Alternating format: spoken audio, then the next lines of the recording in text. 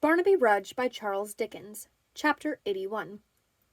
Another month had passed, and the end of August had nearly come, when Mr. Haredale stood alone in the mail coach office at Bristol.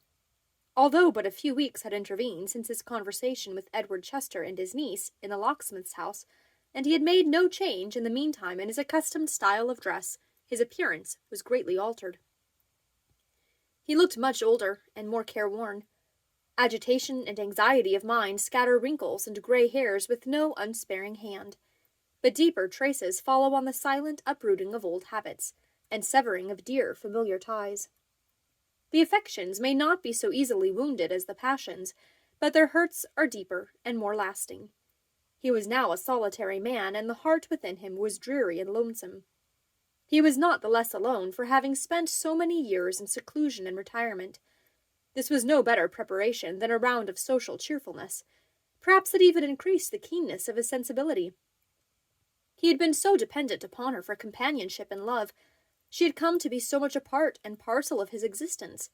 They had had so many cares and thoughts in common which no one else had shared, that losing her was beginning life anew, and being required to summon up the hope and elasticity of youth, amid the doubts, distrusts, and weakened energies of age. The effort he had made to part with her from seeming cheerfulness and hope, and they had parted only yesterday, left him the more depressed. With these feelings he was about to revisit London for the last time, and look once more upon the walls of their old home before turning his back upon it forever. The journey was a very different one in those days from what the present generation find it, but it came to an end as the longest journey will, and he stood again in the streets of the metropolis. He lay at the inn where the coach stopped, and resolved, before he went to bed, that he would make his arrival known to no one, would spend but another night in London, and would spare himself the pang of parting, even with the honest locksmith. Such conditions of the mind as that to which he was a prey when he lay down to rest are favorable to the growth of disordered fancies and uneasy visions. He knew this, even in the horror with which he started from his first sleep, and threw up the window to dispel it by the presence of some object beyond the room, which had not been, as it were, the witness of his dream. But it was not a new terror of the night. It had been present to him before in many shapes. It had haunted him in bygone times, and revisited his pillow again and again. If it had been but an ugly object, a childish spectre haunting his sleep, its return, in its old form, might have awakened a momentary sensation of fear, which, almost in the act of waking, would have passed away. This disquiet, however, lingered about him, and would yield to nothing. When he closed his eyes again, he felt it hovering near. As he slowly sunk into a slumber, he was conscious of its gathering strength and purpose, and gradually assuming its recent shape. When he sprang up from his bed, the same phantom vanished from his heated brain, and left him filled with the dread against which reason and waking thought were powerless. The sun was up before he could shake it off. He rose late, but not refreshed, and remained within doors all that day. He had a fancy for paying his last visit to the old spot in the evening, for he had been accustomed to walk there at that season, and desired to see it under the aspect that was most familiar to him. At such an hour as would afford him time to reach it a little before sunset, he left the inn and turned into the busy street. He had not gone far, and was thoughtfully making his way among the noisy crowd, when he felt a hand upon his shoulder, and turning, recognized one of the waiters from the inn, who begged his pardon, but he had left his sword behind him. "Why have you brought it to me?" he asked, stretching out his hand, and yet not taking it from the man, but looking at him in a disturbed and agitated manner. The man was sorry to have disobliged him, and would carry it back again. The gentleman had said that he was going a little way into the country, and that he might not return until late. The roads were not very safe for single travellers after dark, and, since the riots, gentlemen had been more careful than ever not to trust themselves unarmed in lonely places. "We thought you were a stranger, sir," he added, "and that you might believe our roads to be better than they are, but perhaps you know them well, and carry firearms." He took the sword, and putting it up at his side, thanked the man, and resumed his walk.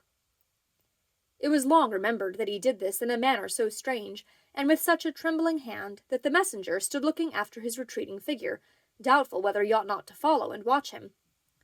It was long remembered that he had been heard pacing his bedroom in the dead of the night, that the attendants had mentioned to each other in the morning how fevered and how pale he looked, and that when this man went back to the inn, he told a fellow servant that what he had observed in this short interview lay very heavy on his mind, and that he feared the gentleman intended to destroy himself, and would never come back alive. With the half-consciousness that his manner had attracted the man's attention, remembering the expression of his face when they parted, Mr. Haredale quickened his steps, and arriving at a stand of coaches, bargained with the driver of the best to carry him so far on his road as the point where the footway struck across the fields, and to await his return at a house of entertainment which was within a stone's throw of that place. Arriving there in due course, he alighted and pursued his way on foot. He passed so near the maypole that he could see its smoke rising from among the trees, while a flock of pigeons, some of its old inhabitants doubtless, sailed gaily home to roost between him and the unclouded sky. "The old house will brighten up now," he said as he looked towards it, "and there will be a merry fireside beneath its ivied roof. It is some comfort to know that everything will not be blighted hereabouts. I shall be glad to have one picture of life and cheerfulness to turn to in my mind." He resumed his walk, and bent his steps towards the warren.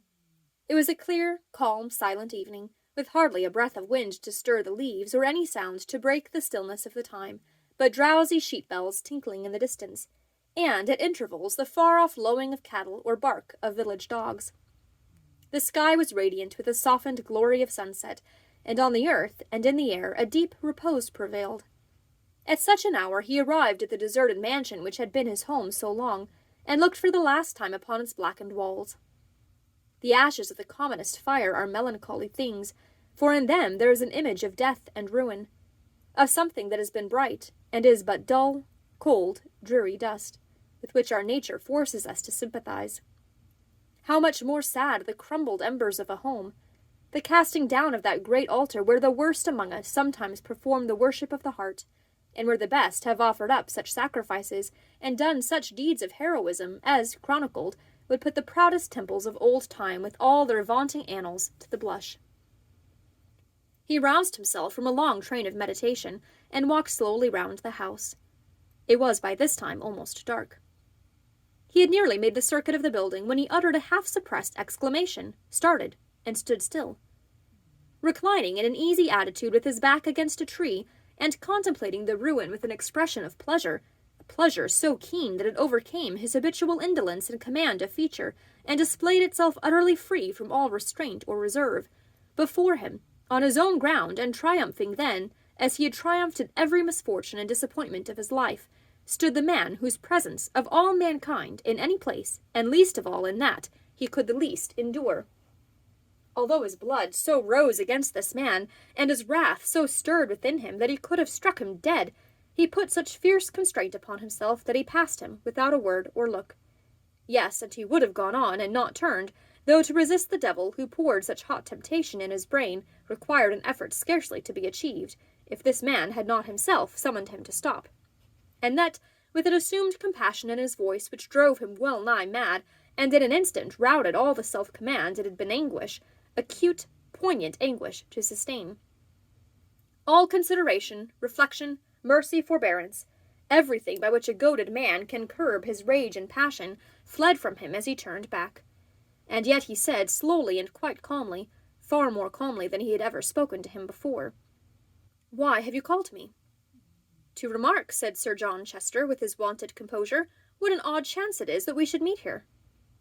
"It is a strange chance." "Strange? The most remarkable and singular thing in the world. I never ride in the evening. I have not done so for years. The whim seized me quite unaccountably in the middle of last night. How very picturesque this is!" He pointed, as he spoke, to the dismantled house, and raised his glass to his eye. "You praise your own work very freely." Sir John let fall his glass, inclined his face towards him with an air of the most courteous inquiry, and slightly shook his head as though he were remarking to himself, "I fear this animal is going mad." "I say, you praise your own work very freely," repeated Mr. Haredale. "Work?" echoed Sir John, looking smilingly round. "Mine? I beg your pardon, I really beg your pardon." "Why, you see," said Mr. Haredale, "those walls. You see those tottering gables. You see on every side where fire and smoke have raged. You see the destruction that has been wanton here, do you not?" "My good friend," returned the knight, gently checking his impatience with his hand, "of course I do. I see everything you speak of when you stand outside, and do not interpose yourself between the view and me. I am very sorry for you. If I had not had the pleasure to meet you here, I think I should have written to tell you so. but you don't bear it as well as I had expected. Excuse me, no, you don't indeed." He pulled out his snuff-box, and addressing him with the superior air of a man who, by reason of his higher nature, has a right to read a moral lesson to another, continued, "For you are a philosopher, you know, one of that stern and rigid school who are far above the weaknesses of mankind in general. You are removed a long way from the frailties of the crowd. You contemplate them from a height, and rail at them with the most impressive bitterness. I have heard you." "And shall again," said Mr. Haredale. "Thank you," returned the other. "Shall we walk as we talk? The damp falls rather heavily. Well, as you please, but I grieve to say that I can spare you only a very few moments." "I would," said Mr. Haredale, "you had spared me none. I would with all my soul you had been in paradise, if such a monstrous lie could be enacted, rather than here tonight." "Nay," returned the other, "really, you do yourself injustice. You are a rough companion, but I would not go so far to avoid you." "Listen to me," said Mr. Haredale. "Listen to me." "While you rail?" inquired Sir John. "While I deliver your infamy. You urged and stimulated to do your work a fit agent, but one who in his nature, in the very essence of his being, is a traitor, and who has been false to you, despite the sympathy you two should have together, as he has been to all others. With hints and looks and crafty words, which told again are nothing, you set on Gashford to this work before us now. With these same hints and looks and crafty words, which told again are nothing, you urged him on to gratify the deadly hate he owes me. I have earned it, I thank heaven, by the abduction and dishonor of my niece.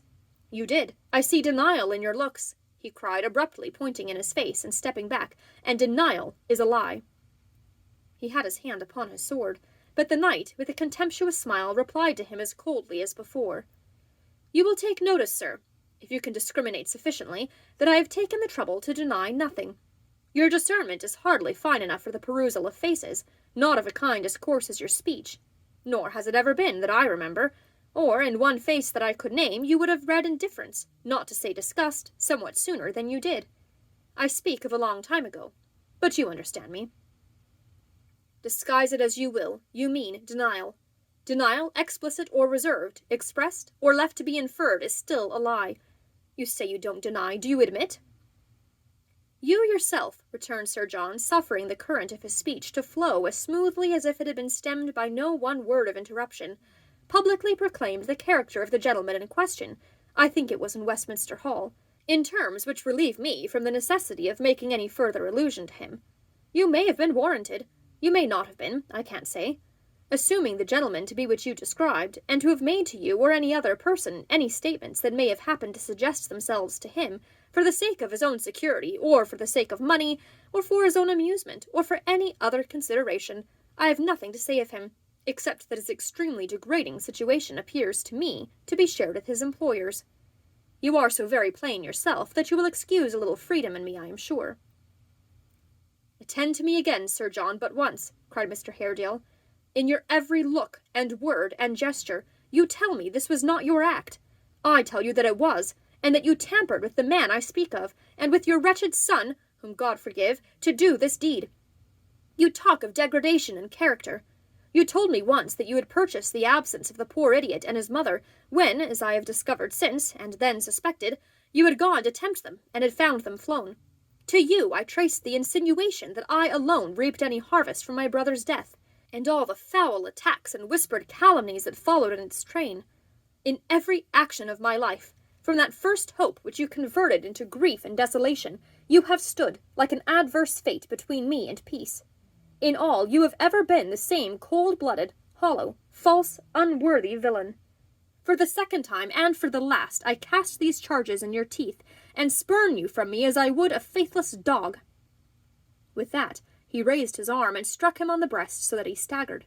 Sir John, the instant he recovered, drew his sword, threw away the scabbard and his hat, and running on his adversary made a desperate lunge at his heart, which, but that his guard was quick and true, would have stretched him dead upon the grass. In the act of striking him, the torrent of his opponent's rage had reached a stop. He parried his rapid thrusts without returning them, and called to him with a frantic kind of terror in his face to keep back. "Not tonight! Not tonight!" he cried. "In God's name, not tonight!" Seeing that he lowered his weapon, and that he would not thrust in turn, Sir John lowered his. "Not tonight," his adversary cried. "Be warned in time." "You told me. It must have been in a sort of inspiration," said Sir John quite deliberately, though now he dropped his mask and showed his hatred in his face, "that this was the last time. Be assured it is. Did you believe our last meeting was forgotten? Did you believe that your every word and look was not to be accounted for and was not well remembered? Do you believe that I have waited your time or you mine? What kind of man is he who entered with all his sickening cant of honesty and truth into a bond with me to prevent a marriage he affected to dislike, and when I had redeemed my part to the spirit and the letter, skulked from his, and brought the match about in his own time to rid himself of a burden he had grown tired of, and cast a spurious lustre on his house? I have acted," cried Mr. Haredale, "with honour and in good faith. I do so now. Do not force me to renew this duel tonight." "You said my wretched son, I think?" said Sir John with a smile. "Poor fool! The dupe of such a shallow knave, trapped into marriage by such an uncle and by such a niece. He well deserves your pity. But he is no longer a son of mine. You are welcome to the prize your craft has made, sir." "Once more," cried his opponent, wildly stamping on the ground, "although you tear me from my better angel, I implore you not to come within the reach of my sword tonight. Oh, why were you here at all? Why have we met? Tomorrow would have cast us far apart forever." "That being the case," returned Sir John without the least emotion, "it is very fortunate we have met tonight. Haredale, I have always despised you, as you know, but I have given you credit for a species of brute courage. For the honour of my judgment, which I had thought a good one, I am sorry to find you a coward." Not another word was spoken on either side. They crossed swords, though it was now quite dusk, and attacked each other fiercely. They were well matched, and each was thoroughly skilled in the management of his weapon. After a few seconds they grew hotter and more furious, and pressing on each other inflicted and received several slight wounds. It was directly after receiving one of these in his arm that Mr. Haredale, making a keener thrust as he felt the warm blood spurting out, plunged his sword through his opponent's body to the hilt. Their eyes met, and were on each other as he drew it out. He put his arm about the dying man, who repulsed him feebly and dropped upon the turf. Raising himself upon his hands, he gazed at him for an instant, with scorn and hatred in his look.